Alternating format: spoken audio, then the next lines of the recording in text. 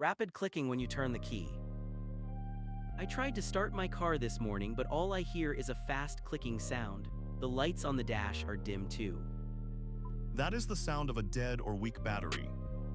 The clicking is your starter solenoid trying to engage with zero power. Check your battery terminals for white crusty corrosion first. Clean them with a wire brush and tighten the bolts. If that doesn't work, get a jump, but replace that battery soon.